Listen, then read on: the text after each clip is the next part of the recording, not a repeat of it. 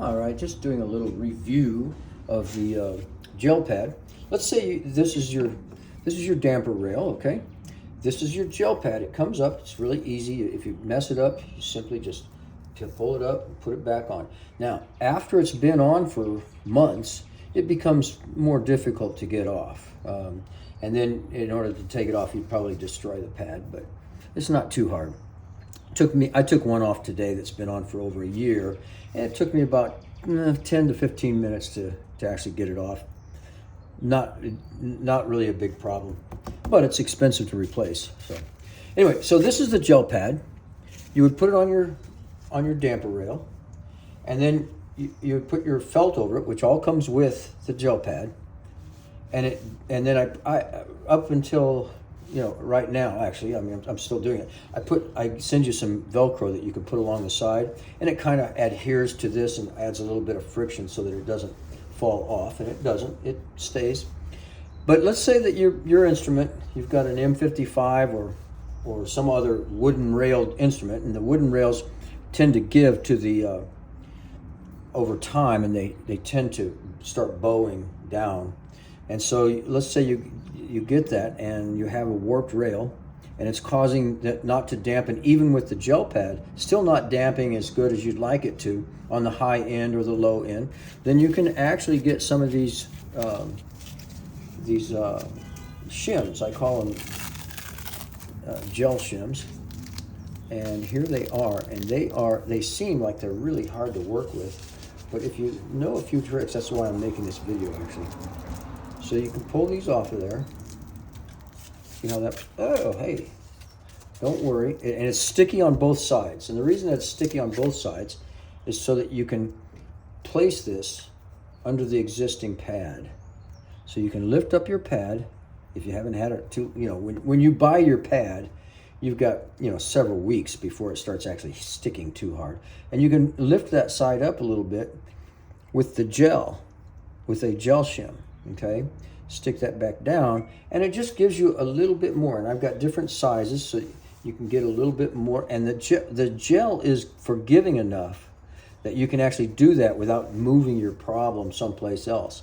If you just put felt under there, add some felt to it, the felt doesn't forgive, and it will. Now you've got this one is raised up too high, and this one is too low, and now this one doesn't dampen right. So the gel shims actually make that a little bit better. Now, let me show you something special about this. If you do end up with trouble with the shim and it gets all sticky like this, or it keeps sticking to your finger and you can't work it, if you just wet your finger, I wetted my finger with this. Let me see if you can see. Yeah, this guy right here.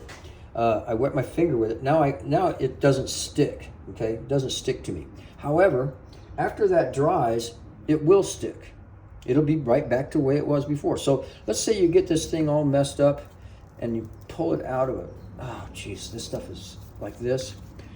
All you have to do is just put it in some water like this, and it will come right apart. It's so cool.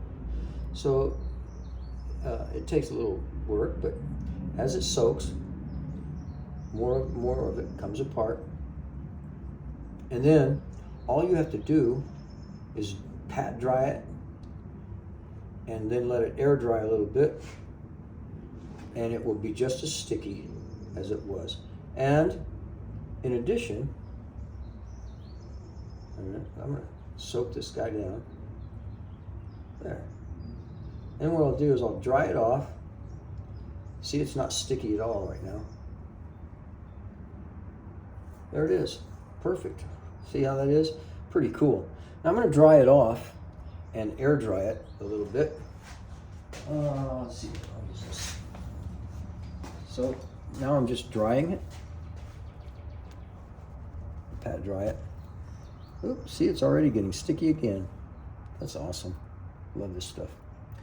All right, so bang, bang, bang. So now, if I let that air dry, oops, it will be sticky again. If I need to pat it down with my finger, I can just dab it in a little bit of water, pat it down, oops, pull it up, pat it down. Now you don't want to pat down with water underneath it because it will become an airtight pocket and it'll just be wet all the time and it won't stay on properly. But that's the gel shims. Oh, and also, let me see if I've got scissors of some kind here. Hey, yeah, I got some scissors here someplace. There they are. I'll just use these, but you can use any scissors. You can just cut that sucker right wherever you want it. Cut little pieces of it, stick it in different spots. Works great. You can raise this up a little bit more if you want, although this is actually, I might make some thinner ones because I think the thinner the better because you can always build it up. See there? Lay this down over it. Put this here. And you can pretty much customize your damper pad to where it accommodates your instrument's problems.